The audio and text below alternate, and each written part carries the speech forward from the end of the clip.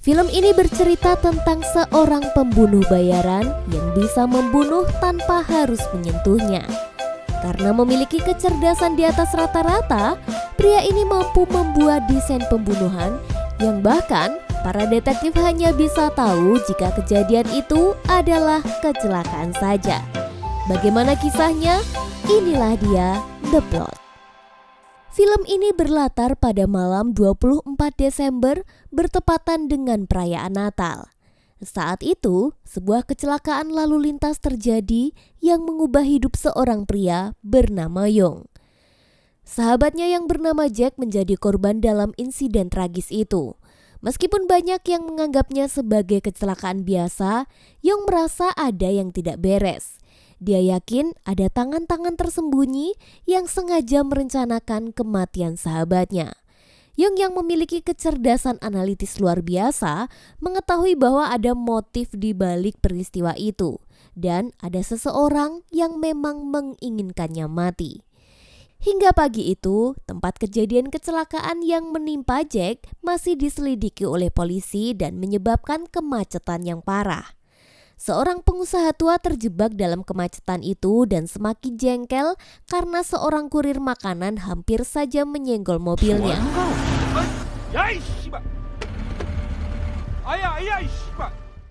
Karena tak terima, dia pun mengejar kurir itu untuk memberi pelajaran.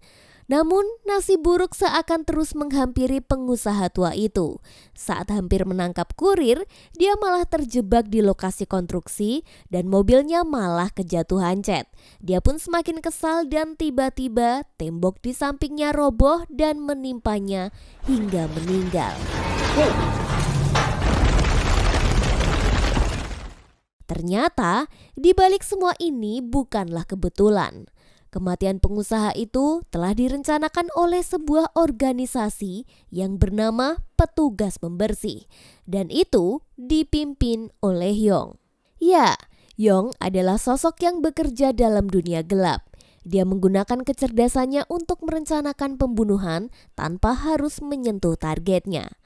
Hari itu, setelah menerima bayaran dari klien, dia memanggil para anak buahnya untuk berkumpul di markas.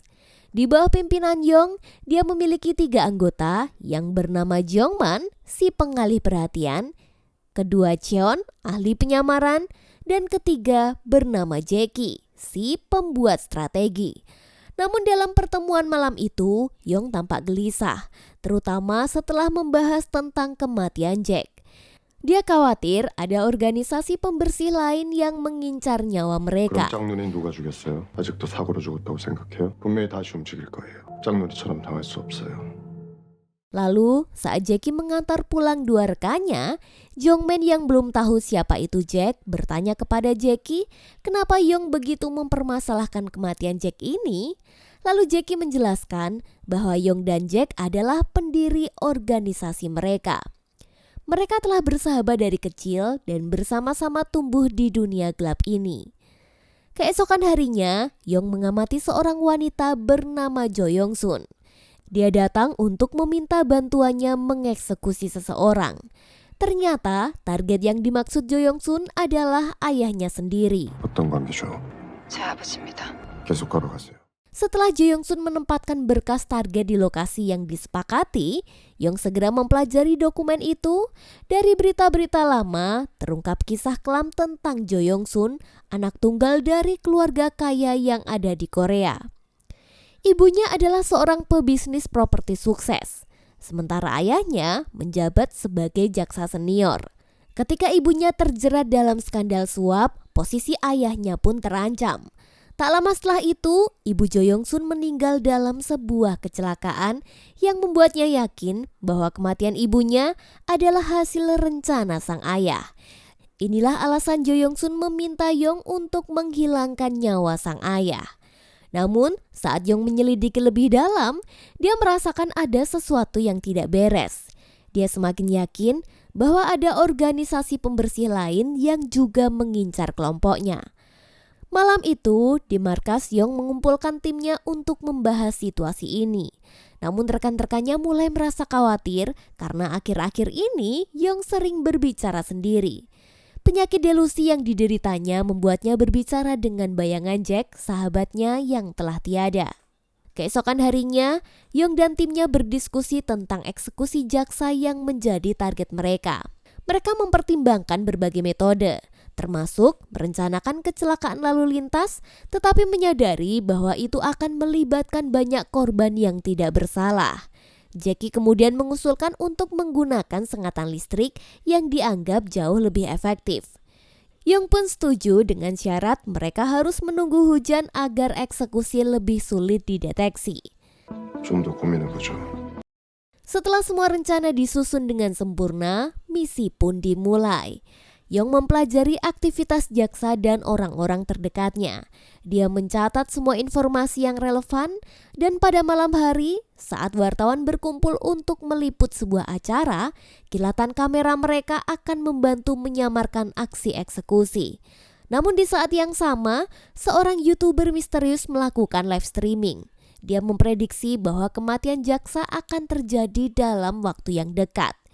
Dia menyebut dalang dari kematian jaksa ini adalah si manusia kupu-kupu. 체르노빌 9.11 테러 때도 목격이 됐. 주성직은 곧 죽습니다. Sekarang kita kembali ke Yong dan timnya. Hujan mulai turun, seperti yang sudah diprediksi oleh Yong. Tepat saat jaksa bersiap untuk wawancara, Yong mendengar percakapan telepon jaksa yang menyebutkan nama anaknya. Hal ini membuat Yong curiga bahwa jaksa juga menyewa petugas pembersih untuk menghabisi nyawa anaknya sendiri. Dengan cepat Yong memberikan perintah kepada timnya untuk bergerak. Dia mulai mengamati sekitar, memastikan semuanya berjalan sesuai dengan rencana. Namun ketika memberi kode kepada Jackie, dia tidak mendapat respon. Jackie tiba-tiba menghilang. 제키 대답해요. 원천이 가서 확인해봐. 형 제키가 John pun merasa misi akan gagal tanpa Jackie. Lalu dia meminta Yong untuk segera menghentikan misi ini. Namun Yong tetap tenang. Meskipun tanpa Jackie, dia yakin rencana mereka tetap akan berhasil. Mereka memulai misi ini dengan John yang terus memotret jaksa dengan flash yang sangat terang. Dalam waktu yang tepat, Jo Yong Sun secara tidak sengaja melepaskan kursi roda ayahnya. Dan saat jaksa meluncur menuju tiang listrik yang sudah dipasang, aliran listrik pun menewaskannya.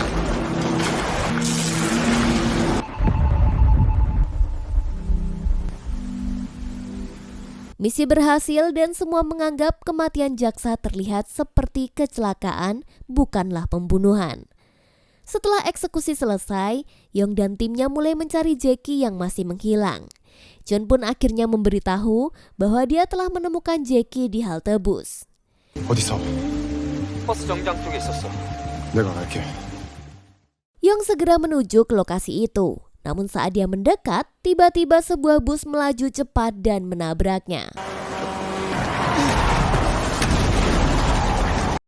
Beruntung, Yong selamat dari insiden bus yang menabraknya. Setibanya di markas, dia mulai curiga dan merasa ada yang tidak beres dengan dua anggotanya, terutama Cheon, yang sebelumnya membawanya ke halte bus. Yong mulai berpikir bahwa mereka mungkin adalah mata-mata yang disusupkan oleh petugas pembersih lain untuk membunuhnya. Penyakit delusinya pun kambuh dan bayangan sahabatnya Jack muncul di pikirannya. Dia pun meyakinkan bahwa ada pengkhianat di dalam kelompok mereka. Semakin lama, Yong semakin yakin bahwa salah satu dari dua anggotanya adalah mata-mata dan meminta mereka untuk pergi. 우리 집에 있어도 돼. 따로 있는 편이 안전해. 내가 연락할게. Sementara itu, seorang YouTuber yang memprediksi kematian jaksa pun menjadi viral. Berkat ramalannya yang benar-benar terjadi, jumlah subscribernya pun meningkat pesat dan dia mulai menjadi idola baru. Namun di balik ketenarannya, ada sosok misterius yang memberinya informasi tentang peristiwa-peristiwa itu untuk disebarkan ke publik.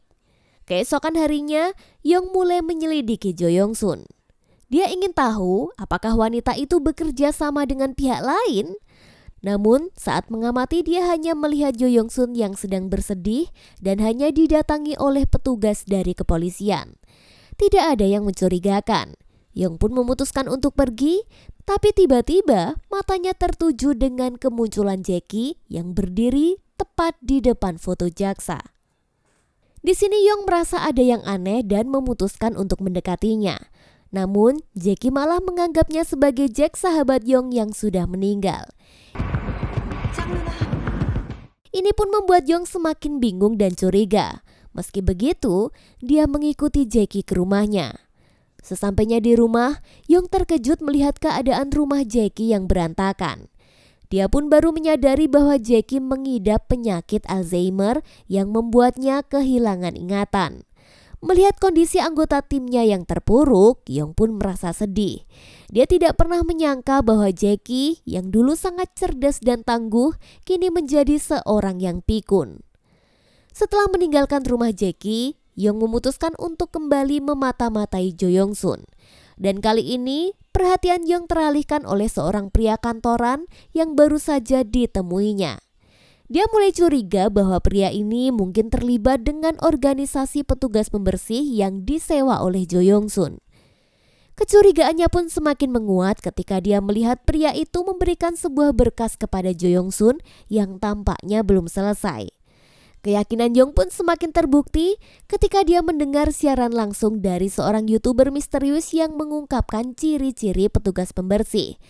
Dan ciri-ciri itu sangat mirip dengan pria kantoran yang sedang dilihatnya. YouTuber itu juga menyebut bahwa target eksekusi kali ini adalah seorang jurnalis muda.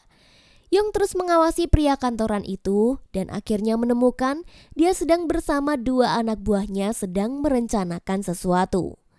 Pada malam harinya, Yong berhasil menyusup ke kantor pria itu untuk mencari tahu siapa yang akan menjadi target berikutnya. Di sana dia menemukan sebuah berkas tentang tanggal tertentu yang menunjukkan kepada seorang jurnalis. Yong pun yakin bahwa jurnalis ini adalah target selanjutnya. Sebelum pergi dia pun memasang alat penyadap untuk memantau pergerakan pria kantoran itu. Tepat keesokan harinya, detektif yang sedang menyelidiki kasus jaksa datang ke kantor pria itu. Detektif itu menanyakan alasan jaksa memindahkan seluruh uang asuransinya kepada anaknya. Pria kantoran itu memberikan jawaban yang tenang dan terkesan tidak mencurigakan, sehingga detektif pun pergi tanpa curiga. Namun, tak lama setelah itu, pria itu menelpon seseorang dan seolah memberikan kode untuk segera menyelesaikan tugas mereka sebelum direbut oleh orang lain. 그냥 우리 방식대로 조용히 끝내면 되는 거예요. 알겠습니다. 그럼 사무실에서 한번 뵙죠. Hari berikutnya, Yong terus memantau pria kantoran itu. Dan dia melihat Jo Yong Sun bertemu dengannya untuk mengambil uang asuransi sang ayah. Obrolan mereka terasa aneh. Terutama saat pria kantoran itu memberikan pernyataan akan Jo Yong Sun yang berhutang budi kepadanya. Sementara Jo Yong Sun dengan tegas menyatakan tidak ingin bertemu lagi dengan pria ini.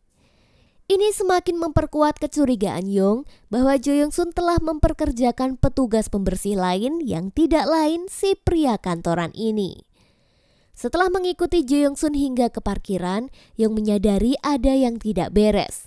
Anak buahnya ternyata berniat mengambil uang dari Jo Yong Sun yang berarti mereka telah berkhianat. Dengan terpaksa, Yong langsung bertindak dan mengakhiri nyawa rekannya sendiri. 아니, 형이 더 잘 알잖아. 내가 형을 왜 배신해?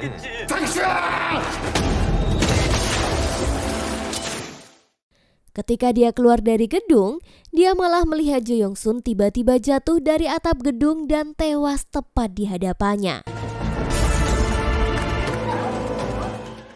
Namun masalah tidak berhenti di situ. Ponselnya berdering dan suara Jackie pun terdengar panik. Dia memberitahukan bahwa dirinya dalam bahaya. Yong segera menuju rumah Jackie, tapi sesampainya di sana, dia sudah terlambat. Polisi sudah datang dan telah membawa mayat Jackie. Setelah itu, Yong pun pulang ke kontrakannya dan sudah banyak polisi yang menyelidiki lokasi sekitar. Saat masuk rumah, betapa terkejutnya dia ketika melihat rumahnya sudah berantakan. Barang-barang hilang dan bahkan catur kesayangannya pun telah dicuri. Dia merasa tidak berdaya. Musuh yang selama ini dia anggap pria kantoran biasa ternyata lebih berbahaya dari yang dia kira. Di sisi lain, seorang YouTuber yang selama ini memprediksi kematian menyamar sebagai tukang paket untuk menyusup ke stasiun TV. Tujuannya adalah untuk menyabotase siaran dan melakukan live streaming untuk mengungkapkan identitas asli si manusia kupu-kupu.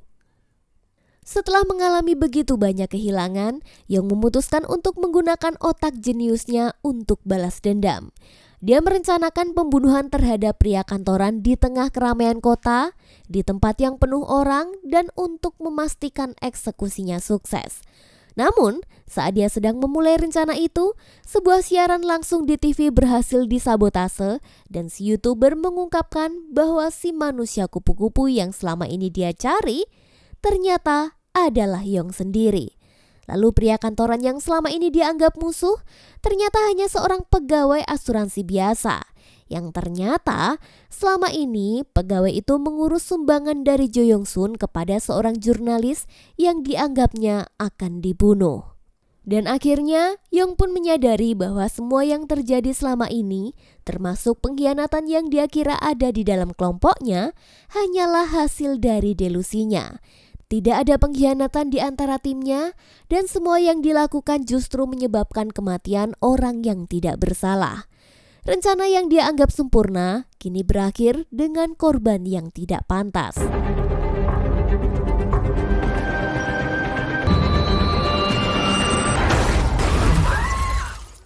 Merasa bersalah, Yong pun menyerahkan diri ke kepolisian dan menceritakan semua kejadian kepada detektif yang menangani kasus ini. Dia ingin hukuman yang setimpal atas apa yang telah dia perbuat. Namun, detektif itu mengatakan bahwa tanpa bukti yang jelas, tidak ada yang bisa dia lakukan. Semua kasus kematian yang melibatkan Yong tidak bisa dibuktikan. Dan Yong tidak bisa dibunuh, dia pun disarankan untuk pergi ke psikiater saja. Lalu, film berakhir dengan sebuah plot twist yang mengejutkan. Detektif yang menangani kasus ini ternyata adalah anggota pembersih lain yang memang berencana menghancurkan kelompok Yong agar menjadi satu-satunya petugas pembersih. Dan film pun